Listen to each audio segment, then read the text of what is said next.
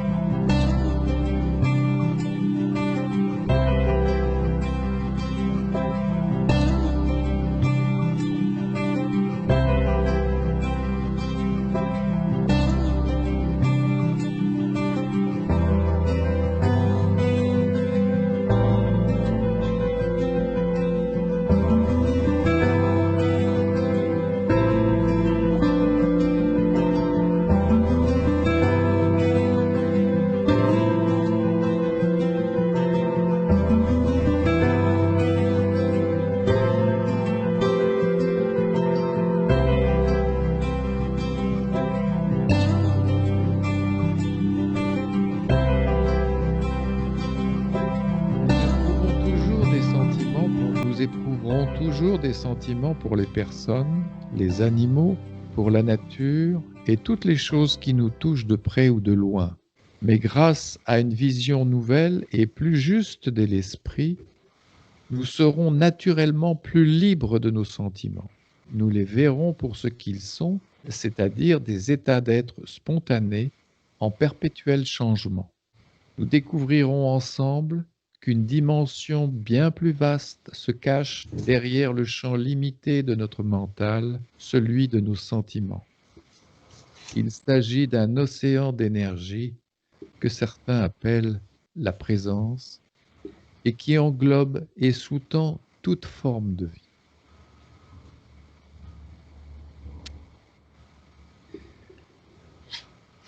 Nous vivons des sentiments, nous vivons des états d'être mentaux, voyez, on pense, et puis nous allons les observer, nous allons les regarder, et nous allons voir que ces états apparaissent et disparaissent. Mais derrière ces états, il y a quelque chose qui n'apparaît pas et qui ne disparaît pas comme ça, mais qui est tout le temps là. Il suffit que les états disparaissent, un état psychique, mental, une sensibilité, un sentiment, vous voyez, tout ça, ça apparaît et ça disparaît. Mais nous allons découvrir, par le fait de regarder en soi, qu'une lumière et qu'une dimension se trouvent au-delà de ces états d'être. De paix.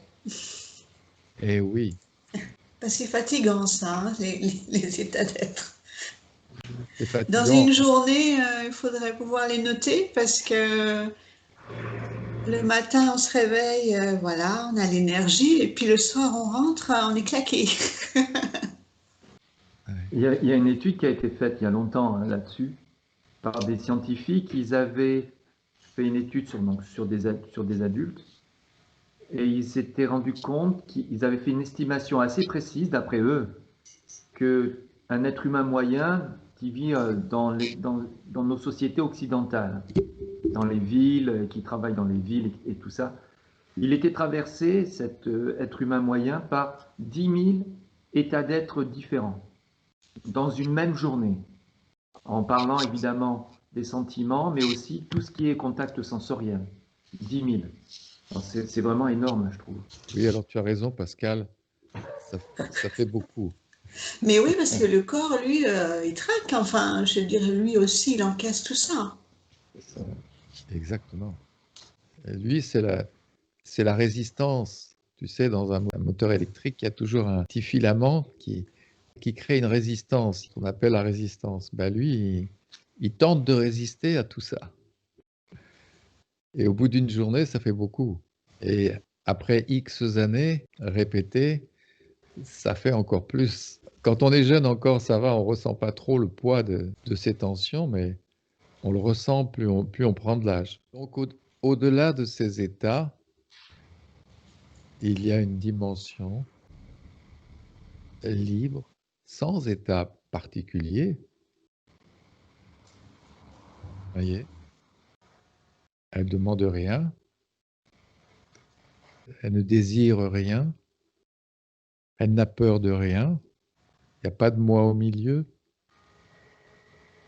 Et c'est une tension qui fait beaucoup de bien au corps, voyez. Les états d'être, Pascal, dont tu parlais, à chaque fois, c'est une tension qui passe dans le corps physique et qui le fatigue. La présence, elle, ne fatigue pas. Et même bien au contraire, elle apporte de l'énergie. Parce que en étant dans la présence, on se connecte à un océan d'énergie et on bénéficie de ce rayonnement. Le corps se régénère grâce à ce rayonnement. Voyez ? Et plus on va découvrir cette présence au-delà de nos états d'être, au-delà de nos sentiments, au-delà de nos pensées, plus on va s'y abandonner, on va y aspirer. Je dis plus on, mais plus la sensibilité en nous, plus l'âme va aspirer à... Parce qu'elle la connaît, elle connaît cette présence, l'âme. Elle le sait tout ça. Nous, on essaye de découvrir, on essaye d'ouvrir nos petits yeux avec plein de voiles devant, mais c'est une sensibilité au fond de nous qui nous pousse à aller vers la présence. Voilà, il s'agit d'un océan d'énergie que certains appellent la présence et qui englobe et sous-tend toute forme de vie. Voyez comme un sentiment d'affection ne demande qu'à s'élargir. Nous voudrions au fond de nous que notre sentiment grandisse, s'élargisse encore et encore. Nous voudrions aimer encore plus fort. Mais la nature limitée du sentiment nous empêche. Pourquoi cela? Parce que le sentiment n'est pas l'amour. Il est une marque d'affection particulière limitée à un objet, un événement ou une personne. L'amour, lui, n'est pas limité à un champ de mémoire. Néanmoins, tout sentiment cherche naturellement une transcendance, un apogée à son bonheur, car la source dont il émane, c'est-à-dire l'âme, le pousse à faire cela. Vous voyez, c'est une drôle d'histoire quand même.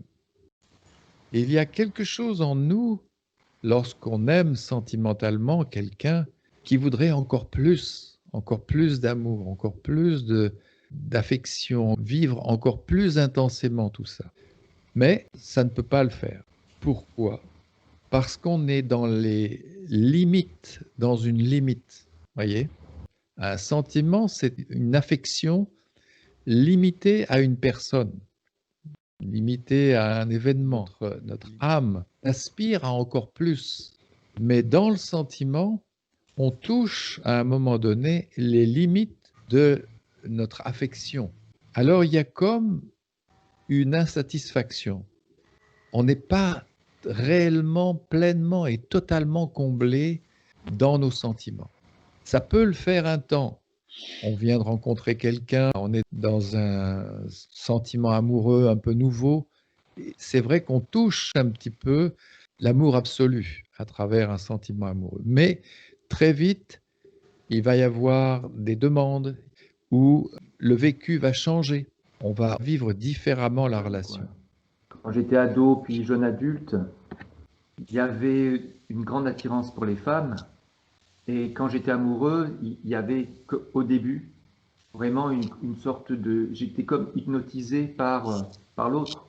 En fait, je ne me rendais pas compte que j'étais hypnotisé par ce que je ressentais, par l'amour en fait. Mais aussi assez rapidement, on se rend compte que cet état cesse, il cesse assez vite, comme tu disais. Et c'est vrai pour tout, même pour le tennis, ou c'est vrai pour tout. C'est-à-dire qu'à un moment donné, ben, cet état qui est une sorte d'extase, c'est une extase, comme une extase de l'âme, il va cesser, il va diminuer. Et ce qui fait que petit à petit, on va se détourner, moi je le voyais chez moi, hein, on va se détourner de beaucoup de choses qui à un moment donné nous apportaient cet état d'extase. Mais on dit nous, mais en fait, c'est notre sensibilité qui est dans cet état-là. Et comme cet état cesse ou diminue, je voyais bien que je me détournais, soit d'une copine, soit d'un copain, soit d'autre chose, d'une activité, etc., etc. Et c'est vrai que notre âme, quand elle vit la présence, je vais encore parler de la présence, mais quand elle vit la présence, elle connaît justement cette plénitude qu'elle cherchait à travers les différents contacts humains ou, comme tu dis, le sport ou la musique pour d'autres, peu importe, chacun selon sa nature. Quand notre sensibilité vit le rayonnement de cette dimension qu'on appelle la présence, eh bien là, elle s'abandonne totalement et elle vit cette plénitude qu'elle vivait de façon très temporaire dans les relations humaines ou à travers des activités. Et là, c'est une plénitude qui dure, qui est stable, qui ne passe pas, parce que c'est le rayonnement même de cette dimension qui est comme ça. Et notre âme le vit et elle sait qu'elle est arrivée chez elle. Je ne sais pas comment dire. C'est comme si on retournait chez nous. Et notre âme sait qu'on revient à la source de ce que nous sommes. Elle le sait. Et c'est pour ça qu'il y a cet abandon total. Et c'est pour ça aussi que notre âme ne veut pas sortir de cet état. Elle demande à y rester totalement, tout le temps, de façon permanente.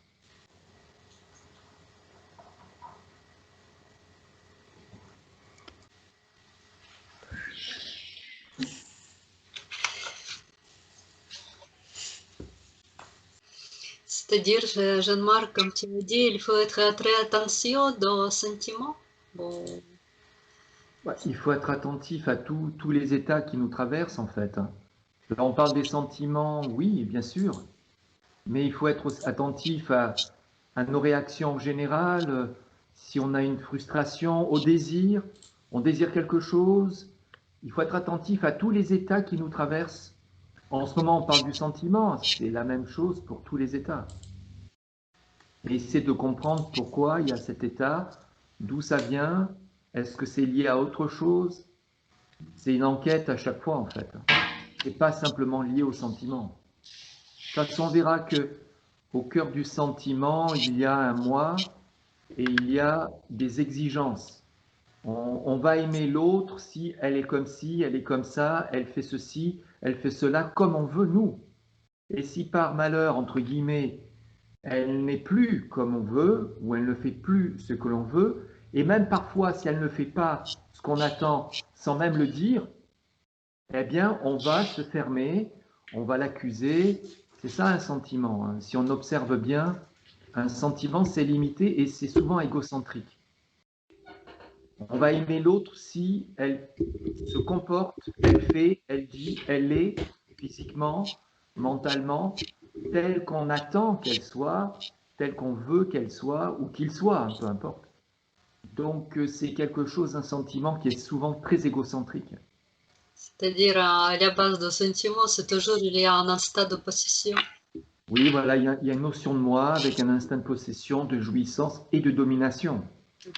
On veut que l'autre, elle soit à nous, elle n'est pas aux autres, et puis elle doit se comporter, il ou elle doit se comporter de telle ou telle façon. Si il ou elle n'est plus ou ne fait pas ce qu'on veut, on va se mettre en colère, on va l'accuser. Oui, t'es comme ci, t'es comme ça, t'as fait ci, t'as fait ça, pourquoi t'as pas fait ceci? Tu vois, c'est parce qu'on se pose trop de questions. Même, je ne sais pas si ce sont des questions, c'est comme des réactions, tu vois, c'est des réactions plutôt.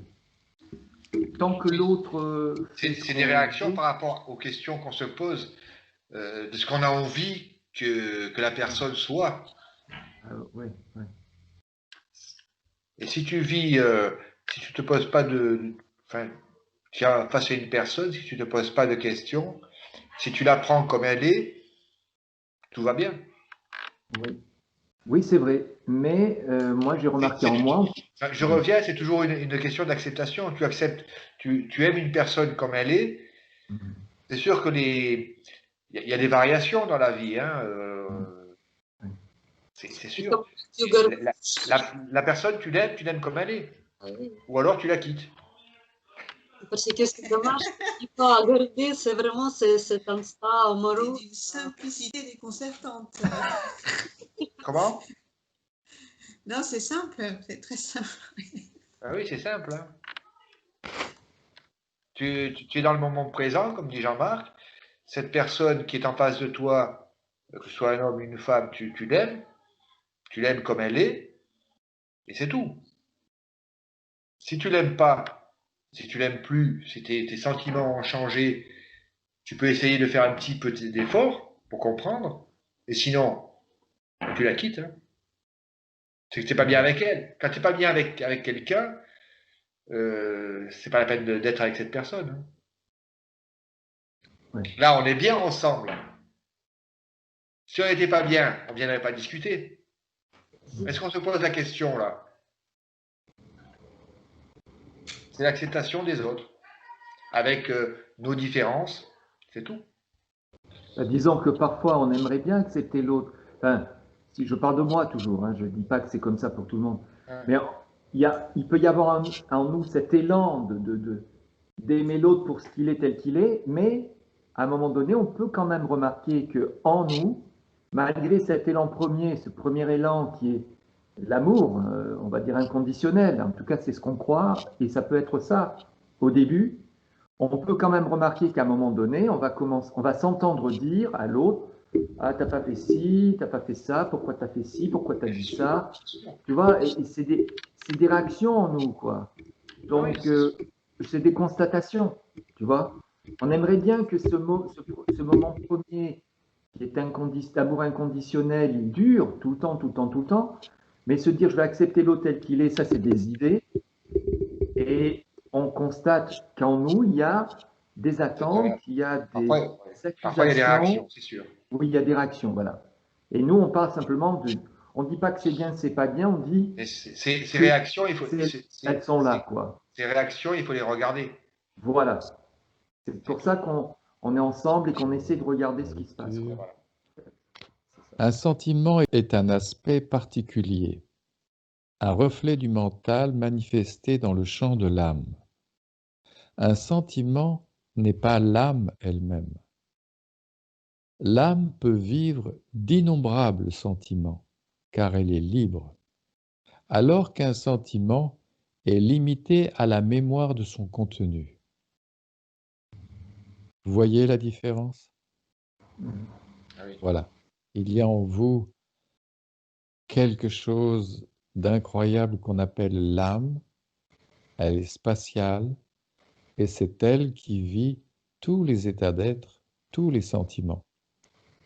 Les sentiments, eux, sont limités à ce qu'ils sont en tant que sentiments. Vous voyez? Il peut y avoir du moi, il peut y avoir de la jalousie, il peut y avoir de la joie, il peut y avoir plein de choses dans un sentiment. Mais l'âme, elle, reste toujours à même de vivre d'autres états d'être. Voyez? Exprimer nos sentiments est une chose naturelle. Mais une fois que nous les avons manifestés, nous devrions les oublier et retourner à notre source libre, c'est-à-dire l'âme elle-même. C'est elle qui est en relation avec l'absolue présence et non nos sentiments. Il est important ce petit paragraphe parce que on dit que les sentiments, évidemment, c'est quelque chose de naturel. On peut vivre n'importe quel sentiment à tout moment. Mais nous ne devrions pas trop nous y accrocher parce que la fois d'après, on pourra vivre d'autres sentiments. Les sentiments changent. On a vu que les sentiments changent. On découvre aussi que ce n'est pas les sentiments qui comptent, mais c'est l'âme elle-même qui, elle, est en relation. C'est elle qui est en relation véritable avec la vie autour de nous et la vie en nous. Si on reste accroché à nos sentiments, on est accroché à la mémoire d'un sentiment, à la mémoire de quelque chose. J'ai vécu un sentiment avec une personne et maintenant je suis accroché à la mémoire de ce que j'ai vécu avec cette personne. Et je pense à la personne, je pense à mon sentiment. Mais est-ce que vous êtes en relation avec la personne à ce moment-là? Ou est-ce que vous êtes en relation avec la mémoire de votre sentiment? Voyez? Vous êtes en relation avec la mémoire de ce que vous avez vécu avec la personne. Et c'est dans cette position intérieure qu'on peut durcir un sentiment, on peut devenir obsédé par quelque chose, être dans la haine. Voyez, si vous avez vécu un mauvais moment avec quelqu'un, vous pouvez le durcir, l'intensifier. Vous êtes en relation avec la mémoire d'un sentiment. Qu'est-ce qu'il faut faire? Il faut tourner la page ou il faut juste regarder librement tout ce qui s'est passé? Regarde ce qui se passe au moment où tu le fais. Prends conscience que tu es en relation avec ta mémoire au moment où tu penses à une personne. Si tu as un ressentiment vis-à-vis de quelqu'un, il faut que tu te dises, mais qu'est-ce que je fais là maintenant? Je suis en train de penser sur un événement, quelque chose qui est maintenant dans le champ de ma mémoire. Et je suis en train de penser dessus. Prendre conscience de ça. Au moment où je pense dessus, que se passe-t-il? Eh bien, ça intensifie et ça redonne vie même au sentiment, ça redonne de l'énergie au sentiment. Imaginons que tu es en rejet vis-à-vis de quelqu'un. Ben, si tu penses à ce rejet avec des arguments, et il m'a fait ceci ou elle m'a fait cela, tu nourris ton sentiment. On voit que ça nourrit le sentiment. Voilà, prendre conscience de ça. Prendre conscience de ça, c'est au bout d'un moment s'arrêter et se dire mais c'est complètement stupide. Je ne suis pas en relation avec la personne, je suis en relation avec ma mémoire. Alors, il n'y a pas de solution, il n'y a pas à se dire mais qu'est-ce qu'il faut faire ici ou là. Simplement prendre conscience et ça devient complètement stupide de penser à une chose ou à une autre. Parce qu'on n'est pas en relation avec la personne. Et en plus, le fait de se laisser embarquer, que la lumière de conscience soit prise par ce sentiment et que ça se répète, on parle dessus parce que c'est parler. Hein. Durcir un sentiment, c'est parler dessus, répéter des mots, des mots, des mots. Mais on donne de la force à ce sentiment et il va s'inviter après. C'est ça le truc, c'est qu'on va perdre notre liberté. On peut avoir du plaisir à penser à un bon souvenir et puis on peut même avoir du plaisir à dire du mal de quelqu'un, à penser du mal de quelqu'un. Donc finalement, ce qu'on cherche dans le sentiment, c'est le plaisir, mais ce qu'on voit peut-être pas, non, c'est qu'on va donner de la force, de l'énergie à ce sentiment. Et puis au bout d'un moment, quand on aura eu notre plaisir à avoir pensé, répété les mêmes choses, on va se dire, stop, je passe à autre chose. Seulement, ça ne marche pas comme ça. On peut observer que si on a beaucoup pensé sur un sentiment, il va s'imposer alors que nous, on veut passer à autre chose, on veut continuer notre vie, et il va rester, il va revenir parce qu'on l'a nourri. On l'a nourri à la petite cuillère, on lui a donné de l'énergie. Et donc cette structure mentale va s'imposer après tout d'elle-même. Et même si on n'en veut pas, elle sera quand même là. Donc ça va être très compliqué de sortir de cette présence de ce sentiment. Donc il faut faire très attention à cause de ça aussi. Parce qu'on va le nourrir et il va s'imposer de lui-même avec une grande intensité en plus. Donc on va perdre notre liberté intérieure. Tu vois, enfin, vous voyez ce que je veux dire? Oui, il va s'imposer dans les relations mêmes. C'est-à-dire, lorsqu'on verra la personne, ce sentiment, cet égrégore psychique mental sera là au milieu. Et là, quelque chose en nous, une porte peut se fermer. Voyez, la sensibilité, elle a une porte. Voyez, on peut fermer la porte à quelqu'un ou l'ouvrir. Eh bien, si on pense trop négativement sur une personne, à un moment donné, une porte se ferme. Voyez, on peut fermer la porte, se dire, elle ou lui, ben c'est fini. On ferme une porte. C'est l'âme qui porte en elle-même la compassion, l'amour, la notion de fraternité et d'unité entre les êtres, et non notre mental conditionné qui porte en lui la division et la discrimination.